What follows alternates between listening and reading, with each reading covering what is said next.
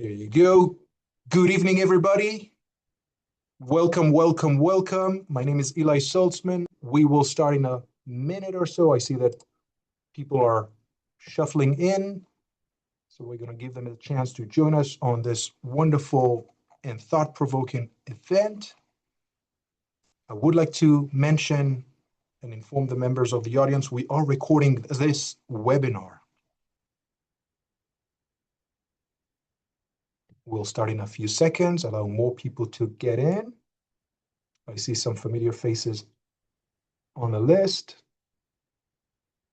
Others will join us, I'm sure.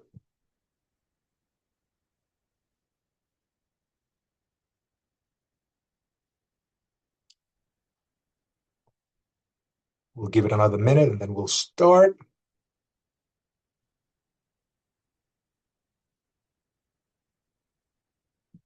Welcome, welcome, welcome.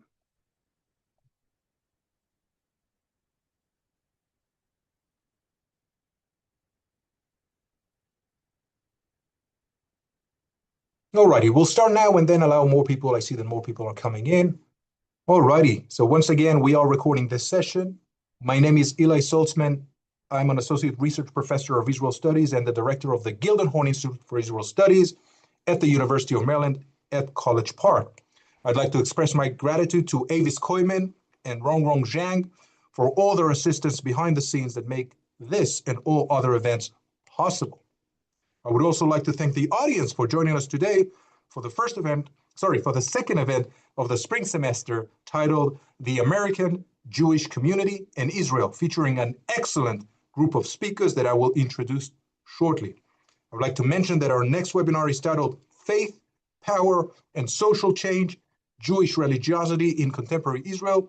This will take place online on Thursday, March 5th at 12:30 p.m. Eastern. I'd also like to take advantage of the opportunity and say that the inaugural Gildenhorn Family Lecture Series event will take place on Tuesday, March 24th at 7 p.m. at the Clarice on campus here. This is an in-person event featuring Ambassador Daniel Shapiro, who will talk about U.S.-Israel relations in a changing Middle East. For more information about this and all other events, please visit www.israelstudies.umd.edu. Now, for few relationships in contemporary Jewish life are as layered, dynamic, and at times as contested as the relationship between American Jews and the State of Israel. Since 1948, Israel has been occupying a central place in American Jewish identity, communal life, philanthropy, religious expression, and political engagement. For many, Israel has been a source of pride, spiritual connection, and collective responsibility. For others, it has always also been a site of moral questioning, political debate, and generational redefinition. Over the decades, this relationship has evolved in response to shifting geopolitical realities, changes within Israeli society, and transformations within American Jewish life itself. The community in the United States, in other words, is diverse, politically varied, and increasingly shaped by younger generations whose modes of engagement often differ from those of their parents and grandparents. The result is not a single story, but rather a multiple, or perhaps overlapping, sometimes competing set of stories about what Israel means and what it should mean to American Jews today. The events of and since October 7th, 2023 have once again intensified these conversations.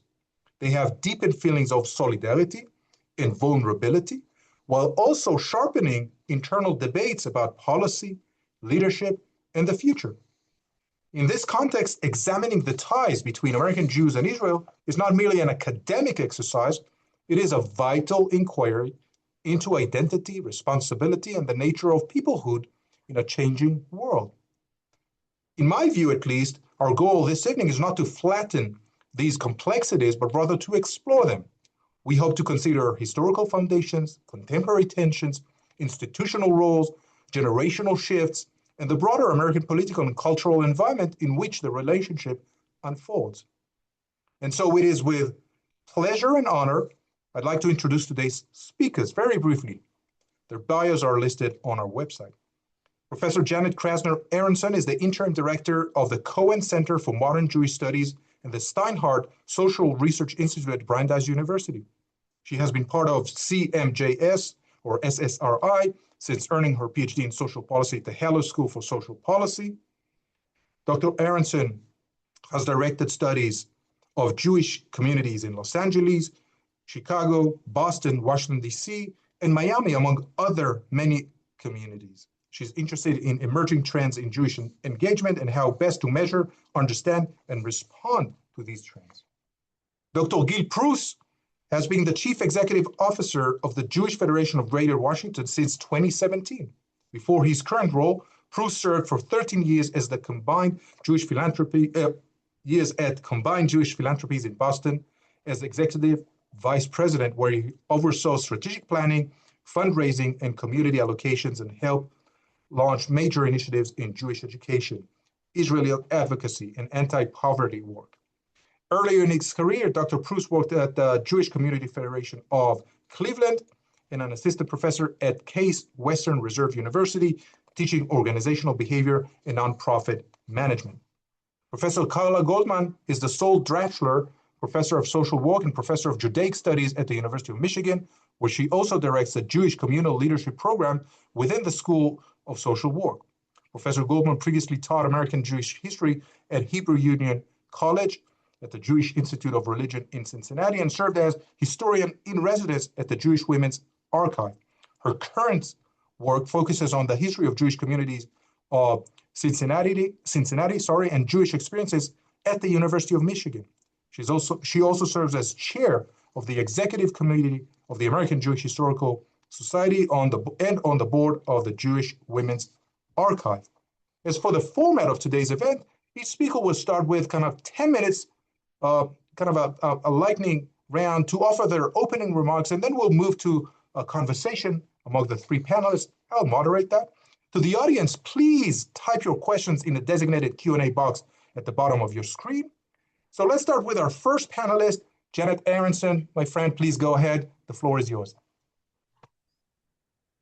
Thank you, Eli. Thanks so much for that introduction. And it's really a pleasure to be here with all of you, my colleagues and people who are joining us. So I want to start our conversation today with a question. And if you were all here, I'd ask you in person, I'd ask you to raise your hand. How many of you have been in a room, maybe in a class or a party or a meeting, and a speaker says, "We all know that X, Y, or Z is true." And you find yourself nodding along because it's true to you. In that moment, you feel part of the group and you feel validated. But then another speaker gets up and says, "We all think this." And suddenly you stop. You say, "Wait a minute, I don't think that. That's not part of my experience." In that moment, you might wonder, is there something wrong with my thinking? Is there something wrong with everyone else's thinking? But what's likely is you might feel that you don't belong in that space. What is that message? What is that speaker telling you? If by claiming there is a consensus and I represent it, and you are not part of that consensus. I want to use that question as a starting point to think about the value of Jewish unity, the claims for consensus, and what ties us together as a community, especially when consensus doesn't exist. As a researcher, I want to suggest that the goal shouldn't be to paper over differences, deep divisions within the community, but to really understand them, understand all sides, and then choose thoughtfully how to respond. I'd also like to raise a question about the divisions in the community today. So we know that there have been disagreements between factions of the Jewish community as long as there have been Jews. We know the joke, 2 Jews, 3 opinions. So is what we're seeing today more of the same, or is what we're seeing a deeper and more fundamental shift? And we're still a Jewish community. People are still opting in to be Jewish. What is tying people together? Israel, attachment to Israel has long been thought of as a consensus issue, that we can disagree about a lot of things, but the majority of Jews feel this attachment to Israel. And what would it mean for the community if that is changing and if that's no longer a normative view?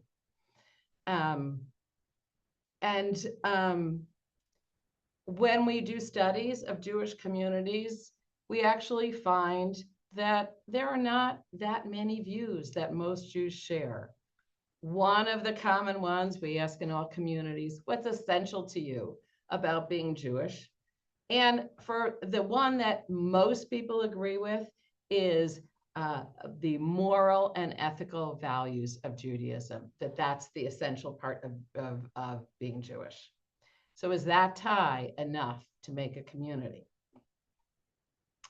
In my work as a researcher of Jewish communities, and as Eli mentioned, I've studied dozens of communities throughout the country. One of the interesting parts of the process is meeting with community organizations and leaders at the beginning and saying, what are your questions? What do you want to know about the community? One of the ones I'm asked the most is about the diversity of Jewish life. Not just where do Jews live, but what kind of families do they live in? What are their choices? How are they making their Jewish choices? What are their barriers to participating in Jewish life? And how could we minimize those? What can we do to make all Jews feel welcome and part of the community? This seems to be a driving question in Jewish communal life. In the past, I hope this is not so true anymore, views of Jewish life kind of classify Jews into a binary, affiliated, unaffiliated. And we can also think of that as kind of the good Jew, bad Jew binary. Affiliated typically would mean a member of a synagogue, maybe a donor to Federation, maybe a member of the JCC. But it was some affirmative act of belonging to the community. You could belong to a synagogue and it didn't matter so much how often you attended, but you needed to opt in to support that institution. Today, I think that the view has shifted a little bit, and many Jewish leaders appreciate the wide variety of ways to be Jewish. And we've seen an explosion of Jewish programs and activities in things like Jewish spirituality, the arts, environmentalism, social action, political action, and lifelong learning. And now that these programs are available online 24/7 from your living room, they're even more accessible to a wide range of the community. That's the optimistic view of Jewish life, that we've built a community where theoretically everyone can find their place. We accept that it's a very broad tent, and we accept that there is no single right way to be Jewish, and we don't need a consensus. From a social science perspective, the only criterion to be accepted into the Jewish tent is to opt in, basically to say that you identify as being Jewish. So now I want to turn to the challenge, and this is the point, I think, of the conversation today. Can we maintain this sense of connection as a community, or has something fundamentally shifted? Recent conversations about anti-Semitism, Israel, and Zionism suggest that these divides are deeper and more fundamental. Perhaps this is so because these differences are situated in the extreme polarization of society as a whole. It's not simply that we disagree on issues. It's we refuse to daven, to sit in synagogue with people on the other side of the argument. We saw this tension blatantly in the recent New York City mayoral elections. While the Jewish press and many clergy framed the election as a referendum on anti-Semitism and whether Mamdani was anti-Semitic, anti-Zionist. Many Jewish supporters, not only did they disagree about whether Mamdani was anti-Semitic, but they actually were voting on completely different issues like housing and childcare costs. But what's important, and when you listen to the discourse about that, neither side could really understand the other. They were it sounded like they were just in different worlds. So there was a recent study put out by JFNA, the Jewish Federations of North America. I'm sure we'll be discussing that. And this was actually based on data from over a year ago, but they reported some findings about how many Jews are Zionist, how many Jews are anti-Zionist, non-Zionist, and how many don't give a label. Well, don't pick any of those. Now, they were not the first survey to ask about who was Zionist, because we asked that back in Chicago. And we also found then that a minority of Jews consider themselves Zionist. And that was the same case in the national survey. Minority of Jews, about a little more than a third, identified as Zionist. And what's really important is that 17% said they were either anti-Zionist or non-Zionist. This was one of the first surveys to ask that. And I think the challenge is, when we think of this as a consensus position, and then we ask the question, and then we discover, no, there's actually a lot of division about this question. So they included a lot of other information. What does it mean to be Zionist? Are you attached to Israel anyway? We can look at all of this information together, and that's something that I'm starting to do, and say, yes, these labels are complicated. Being Zionist, anti-Zionist doesn't always mean what you think it means, but I've done hundreds of surveys and interviews with anti-Zionist Jews, and I feel comfortable saying that non and anti-Zionist Jews are actively rejecting Zionism. And I think it's important to understand that this is the dynamic of the community that we live in. It's not just Zionism. The majority of Jews are not connected with Jewish institutions. Only about a quarter of households belong to a synagogue. About 30% of Jewish children are enrolled in some form of Jewish education. So when we think about the tent, and this is the thought I want to leave you with, when we think about what is this Jewish tent, we do have to remember that the group that is most involved in mainstream Jewish institutions are not speaking for the majority of Jews who have chosen to be outside the institutions. And I'd like to spend some time in this conversation thinking about what that means to the Jewish community today. Thank you all. Thank you so much, Janet, which is kind of, you provided a wonderful segue to now allow Gil Preuss, who is the CEO of the Jewish Federation of Greater Washington, D.C., as kind of the institutionalist almost. Go for it, Gil. So I guess I'm speaking for those who are connected to the Jewish institutions. So first of all, thank you so much for having me here. I actually, I'm going to engage in some of the similar information, but perhaps in a different way. Divisions and tensions around Israel are not new within the Jewish community, and they're not post-October 7th. They're not over the past 5 years.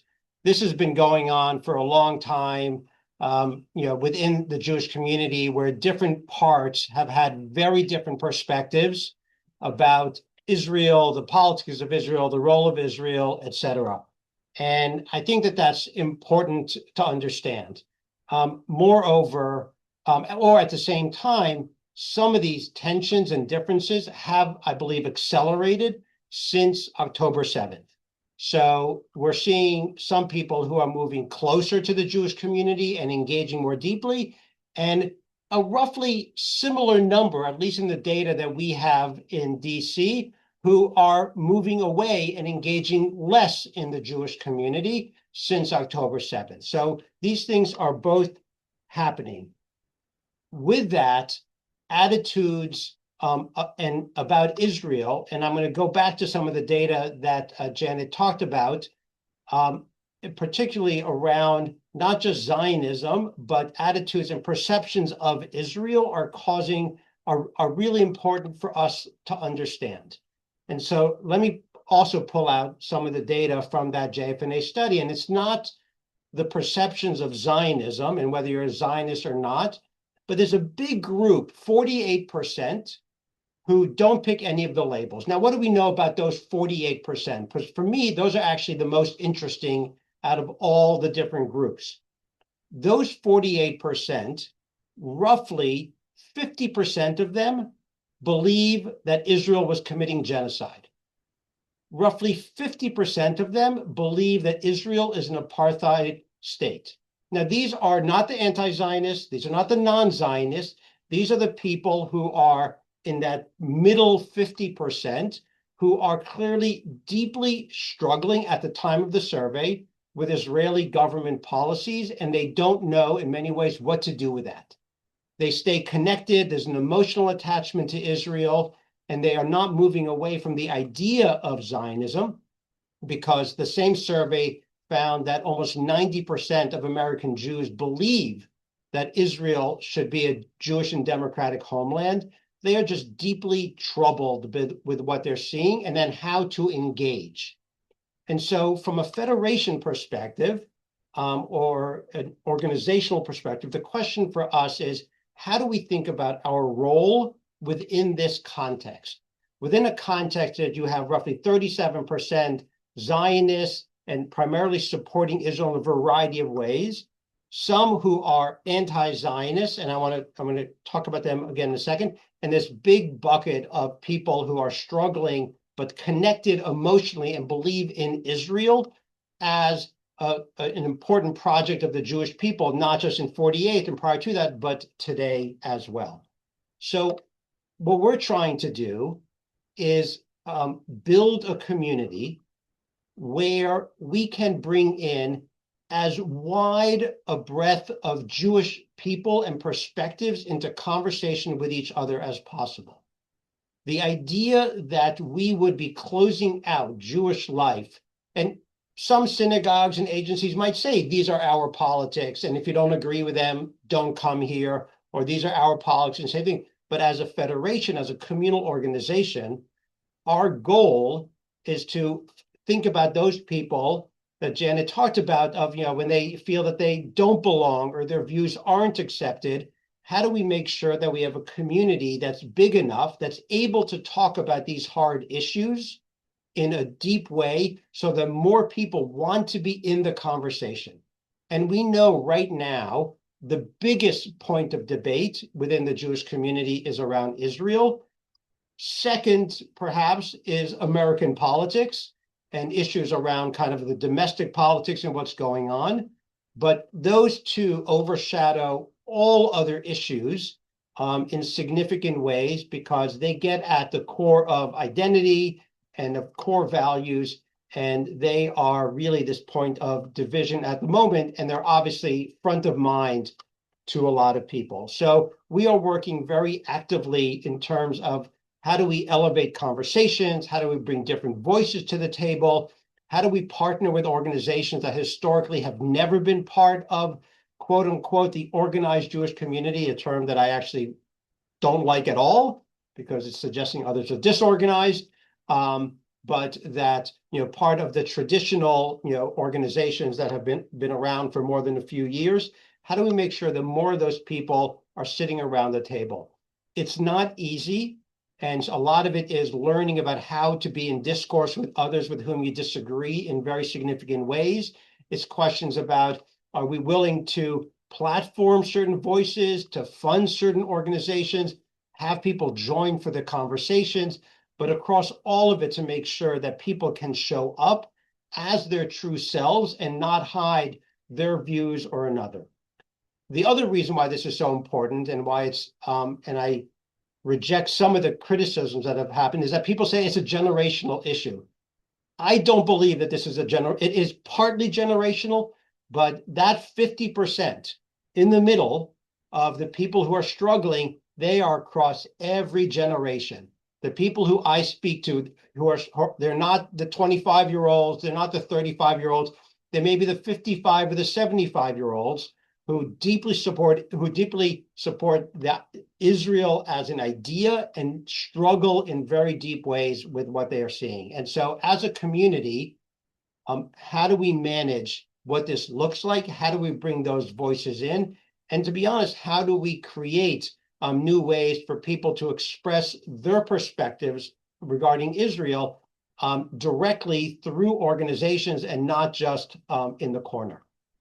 I have one last kind of point I want to make, because the issue about Zionism, anti-Zionist in particular, comes up a lot, right? Aren't they like outside of the tent? Shouldn't we lock them out?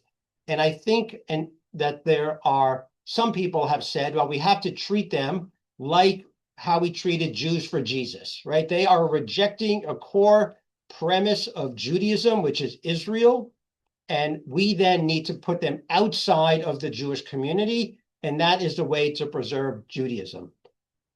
I'd like to suggest that it is also possible that anti-Zionists are like the Jewish treatment around interfaith marriages. That at the moment, for certain groups, it is outside of Jewish life, but it may change. And I see this not because I'm supporting anti-Zionists or in favor of that, but I can tell you in conversations that I've had, the way that people's minds shift, and not to use another example, is the way attitudes about gay marriage shifted in this country. When you have a member of your family who's an anti-Zionist and they are existing more and more and more, your attitudes about that person's role in Jewish life shifts as well.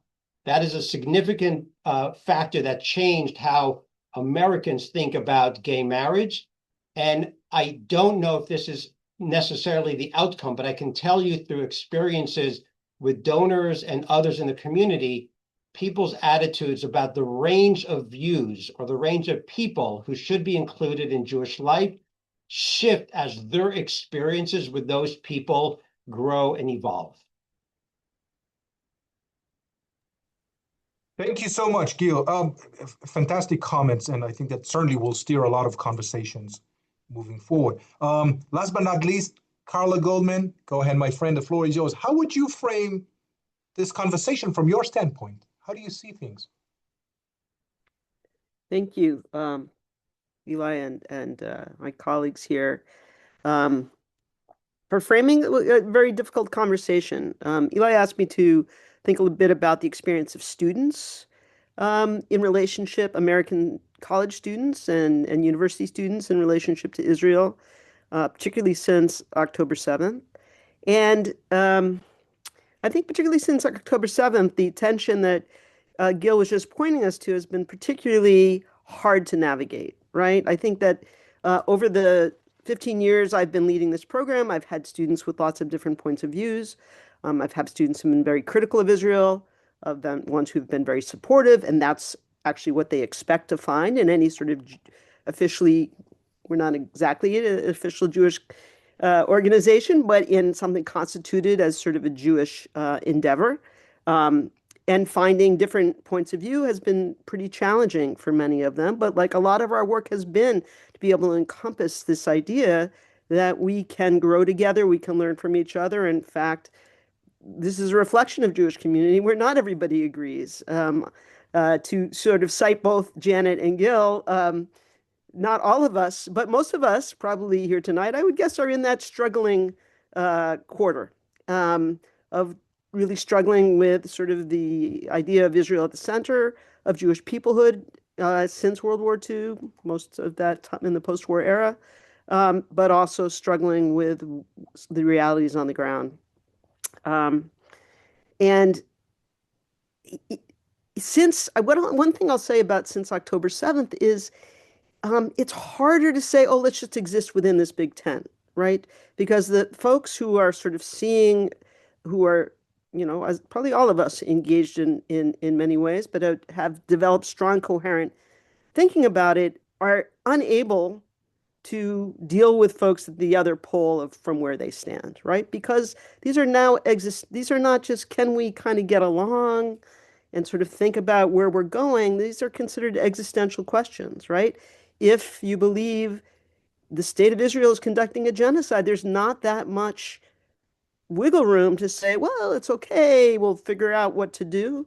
If you believe Israel is under existential threat from those in areas surrounding it and within it, there's not much compromise with folks who say you need to spend so much more time valuing or taking risks that will endanger Israel's, seem to be endanger Israel's security for the benefit of human rights of those who they don't see within their part of the tent in some way. So it's a really, and you think about, and there may be in this audience, students kind of thrust into these questions, occupying the spaces in the United States or North America where those questions are most contested, right? So like since October 7th, there's been a concern in general about a rise of anti-Semitism, but for many students on the ground, they're encountering both sort of the extreme of those encounters, right, in some of the encampments, but also kind of normal life at the same time, which those on the outside may not see, right? That many ways in which Jewish students are active and engaged and part of communities, both Jewish and beyond.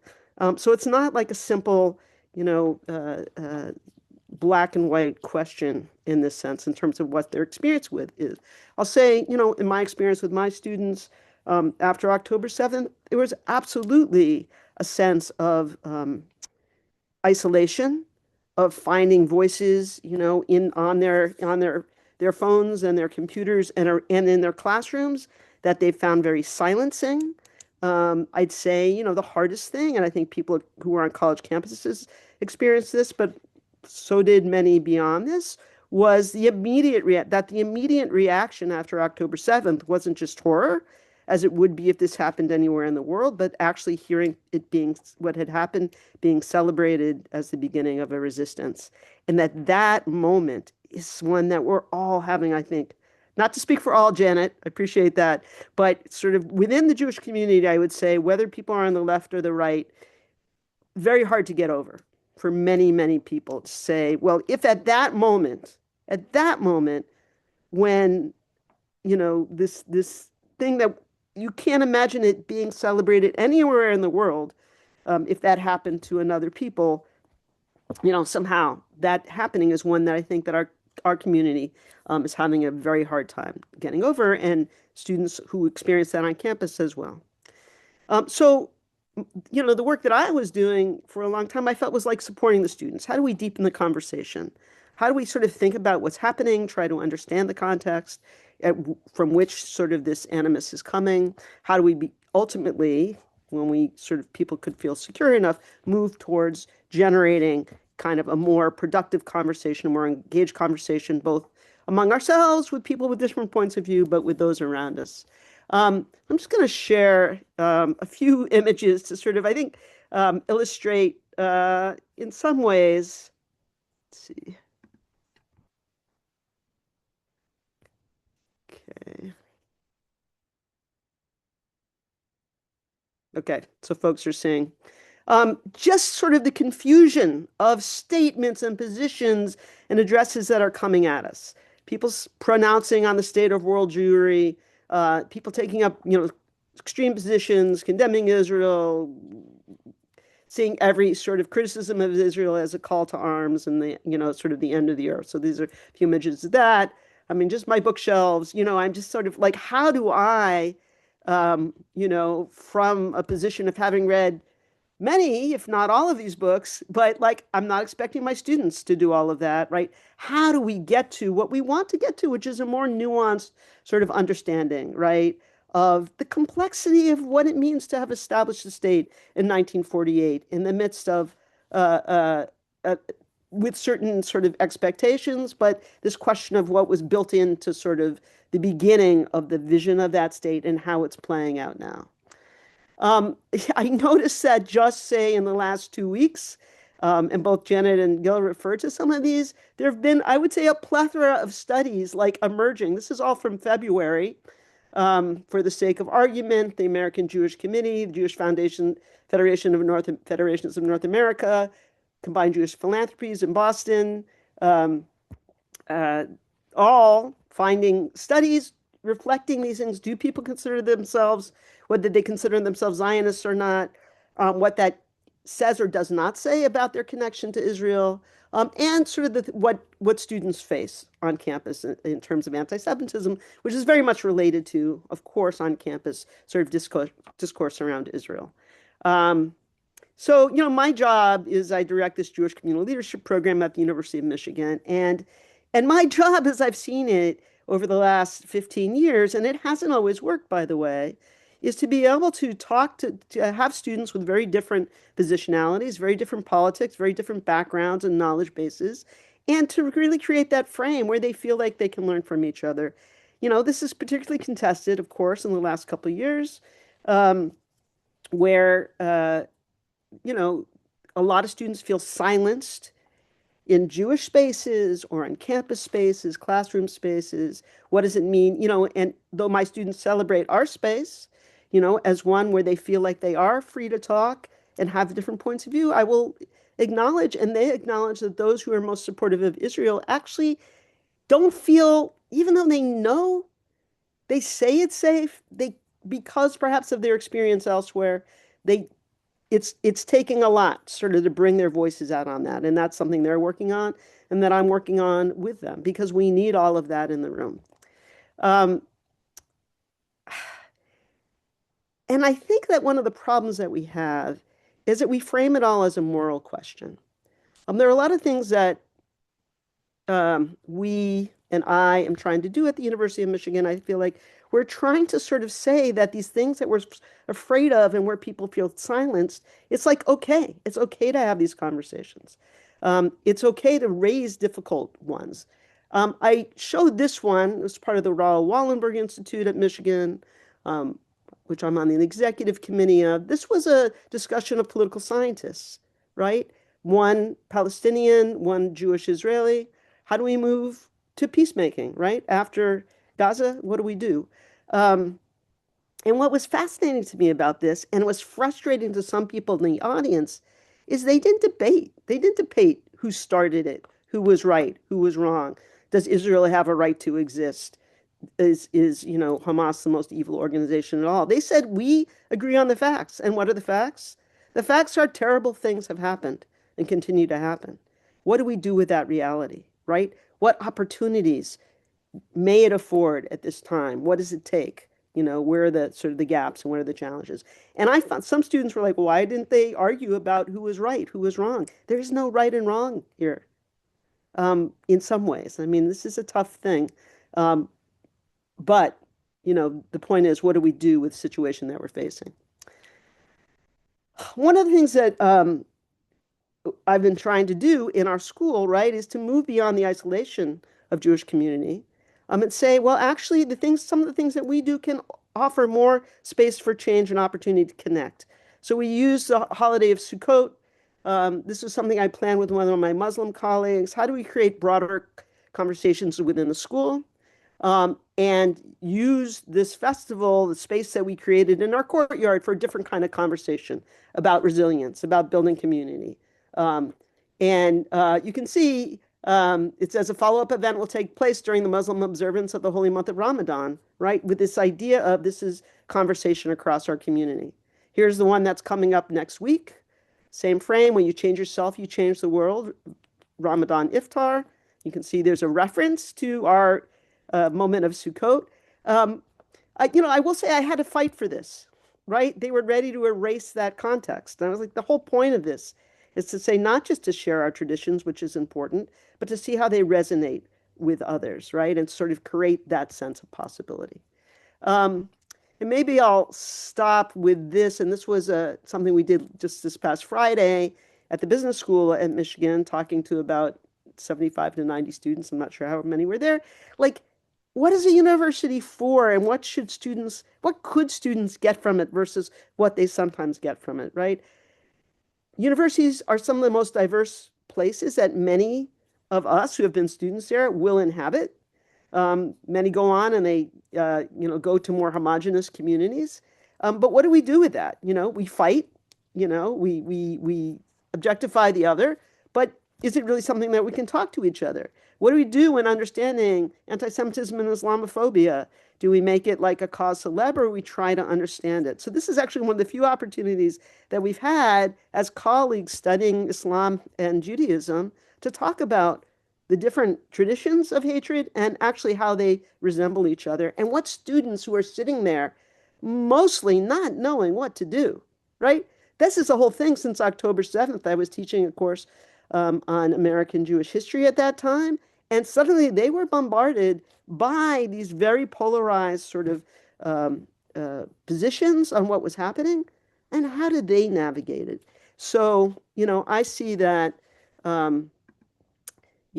my job and what I hope from our students is that what they find is not sort of, run to your bunker and, and dismiss the other and mock the other and, not see the other, right? But that they actually do get the chance to think about sort of the complexity of world affairs, right? That lead to the kind of brokenness that we're seeing in our country in many ways, but certainly that was reflected in October 7th and its aftermath. And feel like at least we can be part of creating something together within the Jewish community, even if people disagree with each other, and in sort of the broader communities in which we live. Thank you so much, Carla, and everyone for your insights and thoughts. I'd like to allow for, if you'd like, Janet, Gil, Carla, to respond to one another very briefly. I mean, if you have something before we open the floor, as I told you, I have 10,000 questions to each one of you. So Janet, if you want to go first and kind of respond perhaps to Gil or Carla and vice versa, I'd be delighted to see or to hear what you have to say. Please go ahead, Janet. Great. I have so many notes that I scribbled down. Your comments were wonderful. I want to add to Gil, when you said that the top two issues are Israel and domestic politics, I do want to throw in, Carla talked about it at length, about anti-Semitism. And I think that obviously that is deeply connected. And I think it's connected in interesting ways. And it talks about, physical safety. How do we understand anti-Semitism? How is it connected to Israel or not connected to Israel? And how do we respond to it? And I think that those are all, that's a connected but fundamental divide. And one of the things that struck me as we were talking, one of the things that does make this so different is that all of these things do involve physical safety. This anti-Semitism and the safety of Jews in Israel and the safety of Jews in the United States. And I think that might be why it's such a visceral issue and scary. So that was one point. And the other point I'd like to pursue, and if we have time, is this this idea of how people understand anti-Zionists. And I completely agree with you, Gil, that it's because so many people know them. This is your children or your grandchildren or your nephew or something. And I think that does create change. And I think that this is a really important question to me. And why are differences about views about Israel more important than, let's say, do you believe in God? God feels really fundamental to Judaism, and we don't seem to have problems with secular Jews anymore. So the fact that Israel has become so centered in Jewish life, I think, is one of the questions here. So I'll leave it there. Absolutely. Gil, go ahead. Any comments, thoughts? No, the only thing, I wanted to add what Janet just said, and I do agree. When we, as part of the poll, we asked people what the most critical issues are that we need to be dealing with. And by far, the biggest one was addressing anti-Semitism across all ages and other demographic characteristics. That was the number one issue that people most wanted the Jewish community to be addressing. And so that is absolutely correct. The division might be on what is the source and cause of the anti-Semitism, but there's consensus on we need to solve it in a significant way. So I definitely agree that that is the case. So that's it. Fantastic. Carla, please go ahead. If you have any comments, something you wish to address. Yeah, well, I did address my colleagues a little bit in what I getting to go last. Thank you, Gil. But there were a couple things that I think struck me as I was thinking about this that might be good just to add. I'm going to add one thing from in those studies. There was one done for the sake of argument, where they did a number of qualitative interviews with individuals under the age of 40 who identified as anti-Zionist. And the one thing I want to talk about was like, how could they be successful in getting those folks to participate in a study that was being organized by people who identified with Israel? And they pointed out, and I have experienced this as well, that the language in which they reached out was itself very critical, right? And what did that mean? What do you call Israel, right? They end up using Israel-Palestine. What do you call the conflict? In itself, conflict, war, genocide, like all of those are very charged terms. These are terms that make it very difficult for, I don't know what we call them now, when it's come into play, mainstream organized institutional Jewish spaces, right? To even be seen as potential partners, like, in places where folks can engage, if the first principles as reflected in language, right, don't fit their understanding of the world, right? And that in itself is a polarity that might be impossible to bridge. And maybe I'll just add one more thing, because I think, you were talking about God, Janet, like what inclusiveness has meant in organized Jewish spaces. It was much easier I think, for a lot of the American Jewish community to engage with issues of, Gil mentioned gay marriage before, but, rights for LGBT and inclusion to Jews, as opposed to sort of a range of opinions related to Israel. And that's something to think about. Like, we can have been able to engage, absorb a lot of difference, but that has been one of the most difficult ones. And at a time of conflict, like we've seen in the last 2 years, 2.5 years, it's that much harder. Thank you so much, Carla. Janet, as somebody who admittedly, I'm not a quantitative person, as I told you before when we set up this meeting. Can you talk about the qualitative or quantitative definition of the concept of connection that you mentioned? How do you operationalize that? How do you make people rank it based on what? What's the variable like? Those are hard questions, and I think it's a good sort of thing to keep in mind, because in all of these conversations that have been based on surveys, and they're very much subject to how do you frame a question. And in the case that I raised, I said, we have a list of questions. What is most essential about being Jewish? And you can check off as many as you want. And then you see the majority of people say, this is essential. So one of the limitations of this is that you say, okay, 87% of people said it's essential. So that still means 13% of people said they did it. And we always have to remember, so even if that is the highest consensus issue, there are still people who disagree. Now, you never get to 100%.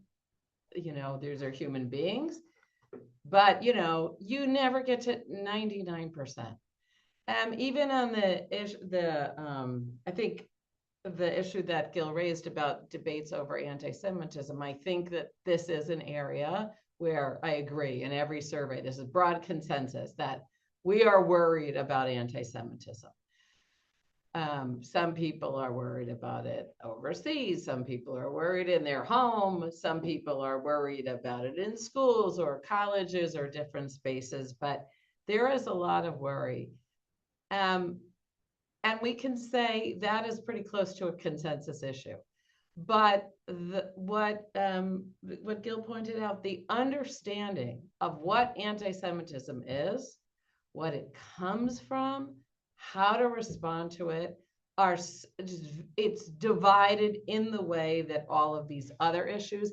And so it's a good example of something that you would think that we should all be able to find solidarity around combating anti-Semitism.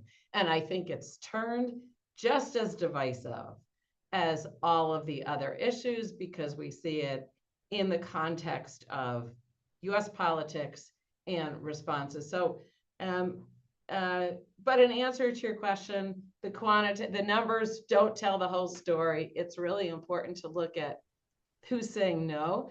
And I think it's really important to actually look beneath the numbers, whether it's through what we call crosstabs. What are the differences between ages? How does this group compare to this group? And the qualitative data, which for the sake of argument did amazing data. I'm actually doing something similar, which I can talk more about what I'm learning. But you need that for the rich. You need the story and you need the numbers. I think that Carla, you raised your hand. Go ahead, my friend. Yeah, just quickly, and this relates to work that Janet has done, where she did a survey of the Ann Arbor Jewish community. There was something like a question about, like, do you care about Israel? Like, how important is Israel to you? Which was high, but you realize it really tells you nothing, right? In terms of, are you trying to get at whether they support Israel or they oppose it? They care about it. The American Jewish community has been successful in cultivating that, but just to say, we don't necessarily know exactly what that means. All righty, I'm going to turn to some questions from the audience with your permission, folks. Somebody asked, please explain why fundamentalist Christians like Christians United for Israel, CUFI, can unapologetically support Israel while liberal Jews are always finding fault with Israel and even support Jewish organizations which want to cut off military aid to Israel. So I think it's a question of kind of the coexistence, perhaps, that Gil kind of addressed earlier in a way. Is there room for this variety of liberal Jewish voices, so to speak? And how do you get them? Perhaps, how do you put everybody together feeling comfortable? Gil, you talked about the need to be inclusive.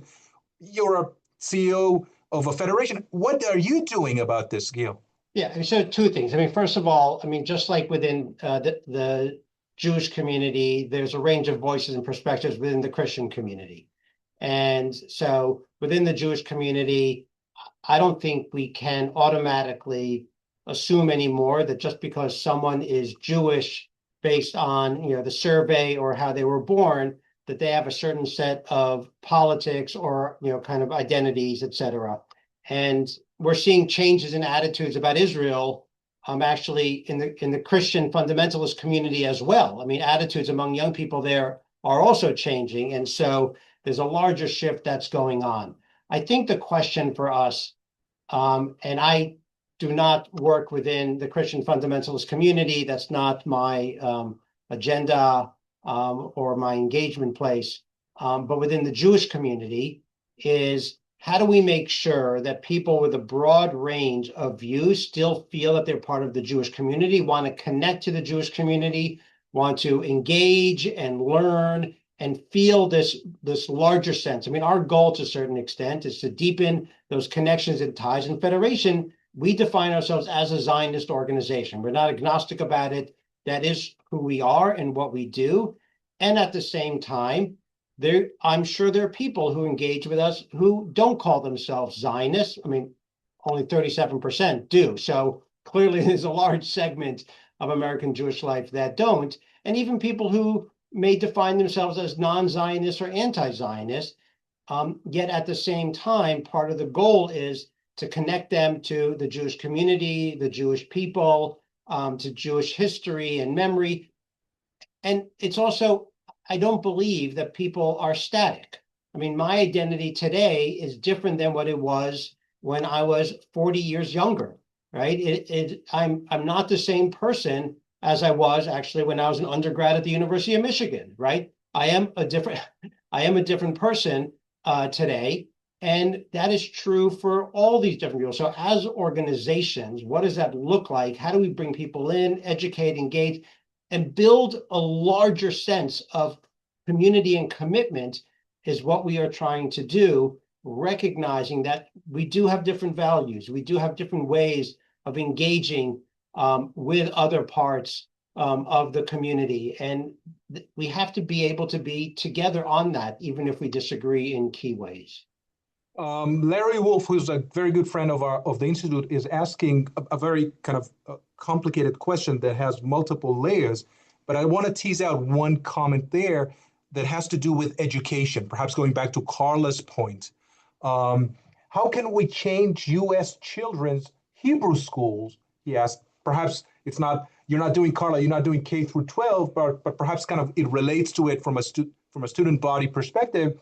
How can we get them to the schools to teach the reality and complexity of Israel to young American Jews? In other words, how do we show, rather than a unidimensional depiction of Israel, something that is much more nuanced, if you wish? Yeah, this is really interesting. And I guess to follow up on that sort of point that Gil was making about as individuals, we're not the same as we were when we were children or undergraduates. Neither is the American Jewish community or American society. When I was growing up, it was easy, and I mean, it feels very hard to say this now, right? But it was easy to dismiss sort of Palestinian identity, right? It was wrapped up in the Jewish community and in American society broadly. There was a lot of anti-Arab bias and sentiment, which was exacerbated by, people taking up sort of violent ways to try and contest Israel. So to dismiss sort of Arab terrorists, or I came across something my brother had from the Six-Day War, like to mock, right? To mock these powerful nations who were defeated by, resilient Israel. Like, one of the things that has changed for young people, as in American society, when we realize the ways in which inequity and lack of sort of opportunity and the way that the system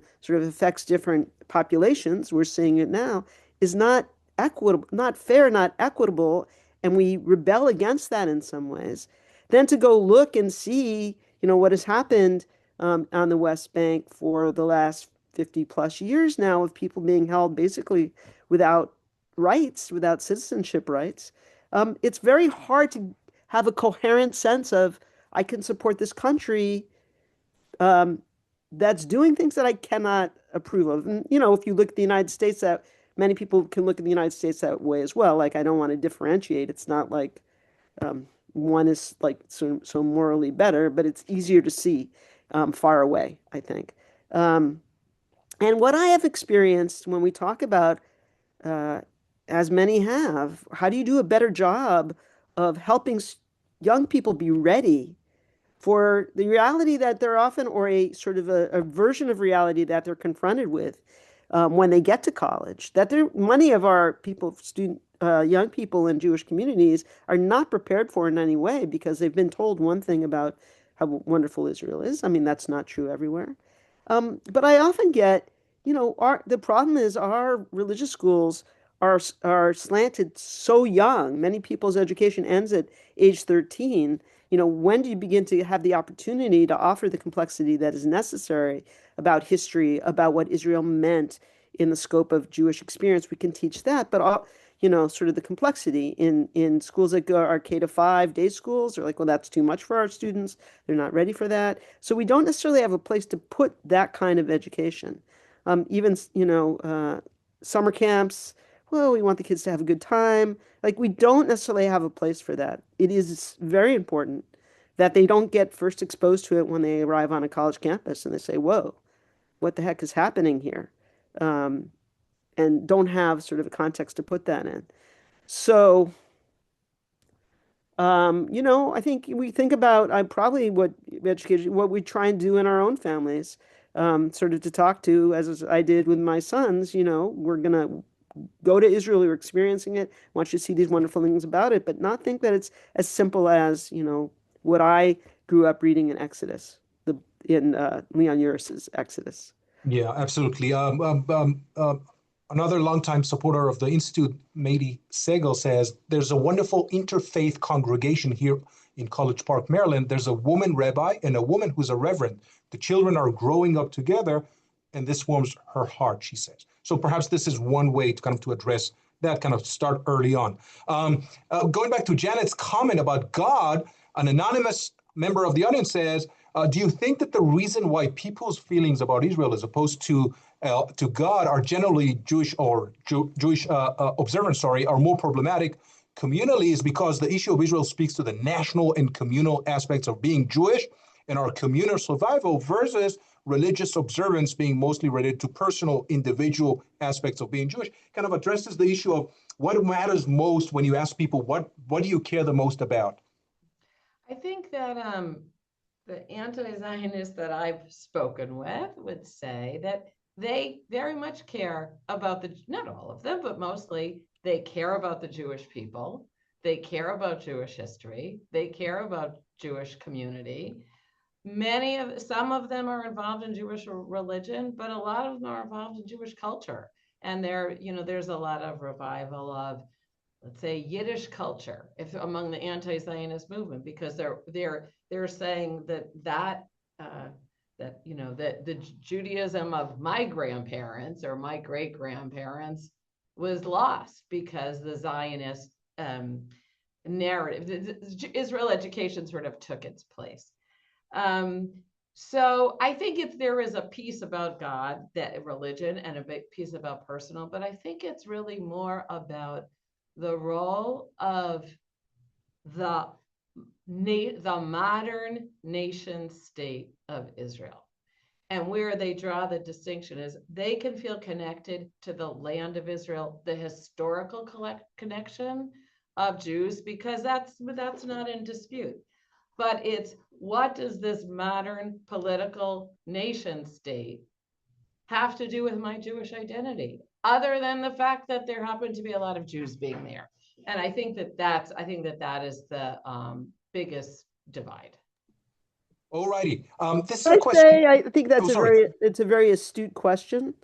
And I think, as Janet was suggesting, one of the things that happened to like the array of Jewish identities and cultural and ethnic and familial and religious, that, synagogues kind of, glommed onto the religious aspect in some way, along with other things. And the communal institutions, once they stopped only having to support sort of new immigrants, people who were really, the most vulnerable, which they still do, importantly, but really grabbed on at a certain point, especially in the 60s and 70s, to Israel as something that unified the community, right? Jewish peoplehood, and brethren were sort of under threat. And that was something that galvanized a kind of unity. Not everyone, right? At that time, there was still the same kind of thing we see now. And I think that's what like hit so hard for some folks in Jewish community when after October 7th, which was like, how in the world is this not unifying us in the same way that 1967 or the Yom Kippur War did? And that's confusing, but a lot of our institutions really built themselves up and around that cause. And now it's kind of a little bit, they're a bit stuck when that doesn't unify Jewish community in the same way. All righty. So there's a question before we're almost out of time. Somebody's asking a question as follows. BDS was active in the late 70s at university campuses. It seems that at the time was students, but in fact was outsiders. How do these activities contribute to the current anti-Semitism and anti-Zionism? And I would like to kind of reframe this just a bit with your permission, or with the member of the audience's permission or not. Is this a rupture, or is this more of the same? If you think about it from a historical perspective, Janet, Gil, Carla, is it more of the same? It was something in the 70s, it was something in the 60s, there was something in the 50s, there will be something in the 90s, or is this something new that we've not seen before, completely different universe, completely different phenomena that we're observing now? Can I say, shift that a little bit? The rupture didn't start in 67 or in 48. And some of the anti-Zionists that I talked to said that this rupture went back to the beginning of Zionism. You know, when Herzl was talking about Zionism, there were anti-Zionists in Russia, Russian Jews who were also saying, we don't need a land. We don't want to be in a land. We want to express our Judaism here. So this is not new. Within Zionism, there were a lot of different ideas about what the state would look like, including calls for a binational state right from the beginning. So one view kind of won out over time. That's what we have. That's what became the reality. And we could play a game, you know, sort of imagining what would have happened if there was a different path. But I think we should not look at it. And I think it would shortchange the conversation if we said, well, this is all because of outsiders who funded BDS. I think that that's another way of kind of minimizing the real conversation and the really deep feelings that people are having within the Jewish community. Yes, there are outside funders of BDS, and yes, there are outside funders of the evangelical Christians who are supporting Zionism. So I don't think that that's really the helpful way to think about it. All righty, Gil, go ahead. Is this historical or is it part of history? Well, I mean, I think just adding to what Janice just said, I think that both things are going on. On the one hand, yes, there have been anti-Zionists that have been part of the Jewish community ever since Zionism came around. There were anti-Zionists. And at the same time, the context in which we're all living has changed. So as there's been a larger effort to delegitimize Israel and a larger effort, you know, both context of Israel itself, but also external efforts to attack Israel and delegitimize it, that the voice of those people, the anti-Zionists within the Jewish community, has elevated in different ways. And so the power of that voice is not just who they are, but the context in which they are living and operating, which is different now than what it was, you know, maybe 25 years ago when they were probably still there, but most of them, you know, were in, you know, particular communities where they were focusing on, you know, their lives as opposed to having a larger platform as it exists today. So I think both factors are going on at the moment. Certainly in social media, perhaps kind of amplifies some of these things. Absolutely, the technology of it. Carla, your thoughts, briefly, please. Yes. Yeah, well, at the University of Michigan, we've actually been looking into the history of Jewish experience on campus, as was mentioned before.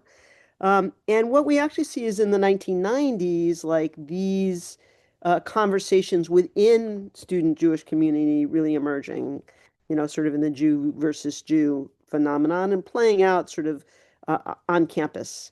So, you know, there's definitely nothing new under the sun, but it's also, I think, important, as my colleagues have said, you know, this is not the first sort of division in Jewish community. I will say in the 60s, after the Six-Day War, you know, those on the left who stayed on the left kind of separated themselves from Jewish community, didn't really have the fight within the club in some ways. And so what was interesting as time went on was being willing to really sort of have these conversations within Jewish community. I think we're still in that process and trajectory, and hopefully we're going to find a better, more constructive way to have these conversations overall than we've found up till now.